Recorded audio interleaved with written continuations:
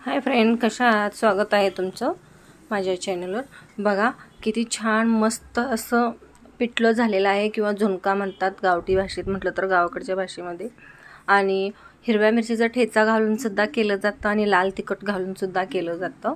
बघा मी इथं डायरेक्ट तुम्हाला कांदा भाजलेला दाखवलेला आहे। 2 कांदे कट करून मी आता तेलामध्ये टाकलेले आहेत आणि देशी लसूण बघा, एवढं भरपूर असं लसूण घ्यायचं आहे आपल्याला। कांदा पण घ्यायचा आहे आणि सोबत लसूण पण घालायचं आहे, त्याशिवाय ह्या म्हणजे पिठलं म्हणा किंवा झुणका म्हणा ह्याला टेस्ट येत नाही।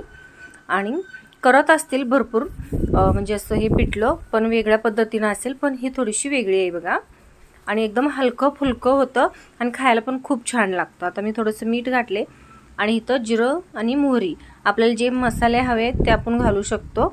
आणि आता तीळ घातलेला आहे, पण जिरं मोहरीनं टेस्ट खूपच छान येते बघा। आता पुढे आपण यामध्ये कढीपत्ता घातले, नंतर मग हळद, लाल तिखट, लाल शिमला मिरची पावडर, आपलं घरगुती लाल तिखट घालायचं आणि आपला गरम मसाला वगैरे घालून घ्यायचं आहे। आता हे सगळं आपल्याला मिक्स करून घ्यायचं आहे बघा,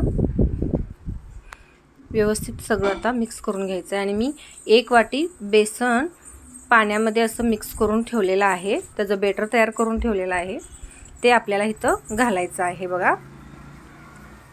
छान होतं हे, जेवढं घट्ट पाहिजे तेवढं घट्ट पण होतं आणि जेवढं आपल्याला पातळ हवं तेवढं पातळ सुद्धा करता येतं। मी 1 बाउल पीठ तयार करून ठेवलेलं, त्याला जवळजवळ 1.5 वाटी पाणी घातलेलं आहे बघा। आता हे एकदा मिक्स करून घ्यायचं आहे, परत मग आपल्याला थोडंसं पाणी ॲड केलं तरी चालतं, नाही केलं तर चालतं, आपल्या खाण्यावर असतं ते, आपल्याला किती पातळ आणि किती घट्ट हवं आहे ते बघा। मी तर आणि अर्धा बाउल पाणी घातलेलं आहे। हे परत एकदा व्यवस्थित आपल्याला मिक्स करून घ्यायचं आहे। आणि जर कोण चॅनलला नवीन असेल तर लाईक, शेअर आणि सबस्क्राईब करून घ्या। अशा छान रोज नवीन रेसिपी मी तुमच्यासाठी आणत जाईन। आणि कशी झाली पिठलं किंवा झुणका मला नक्की कमेंटमध्ये सांगा।